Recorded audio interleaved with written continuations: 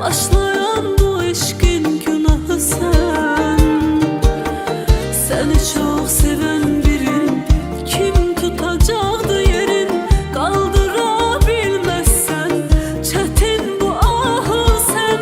Kalbime köz basara bir defeli susara, görersen kadın cesaretini.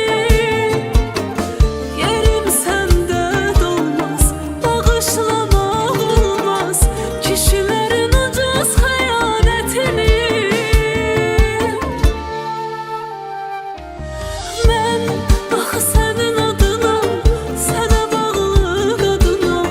Səni sevərəm, uğruna yanaram. Gözləri kör deyiləm, nədən nankor deyiləm. Çətin ki mən öz eşqimi banaram. Mən axı sənin adınam, sənə bağlı qadınam. Səni sevərəm, uğruna yanaram. Gözləri kör deyiləm, nədən nankor deyiləm. Çətin ki mən öz eşqimi danaram.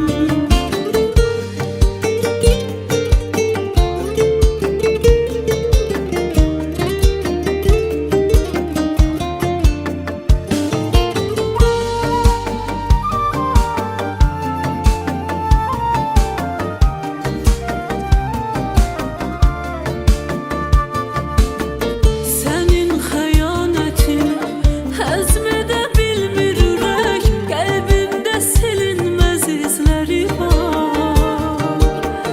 Mənə bəs edər bu ev, bir də sənsiz boş otaq. Burada səninlə olan doğma hisslərim var. Qəlbimə köz basaram, bir dəfəli susaram. Görərsən qadın cəsarətini.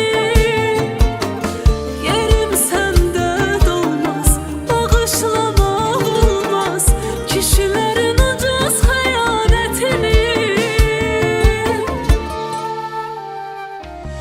Mən axı sənin adınam, sənə bağlı qadınam.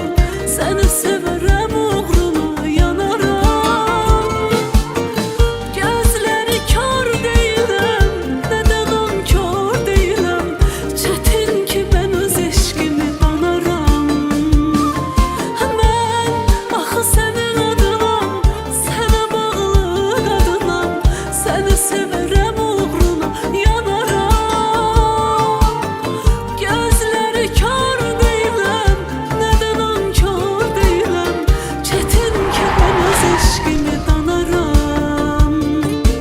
Mən axı sənin adınam, sənə bağlı qadınam. Səni sevərəm, uğruna yanaram.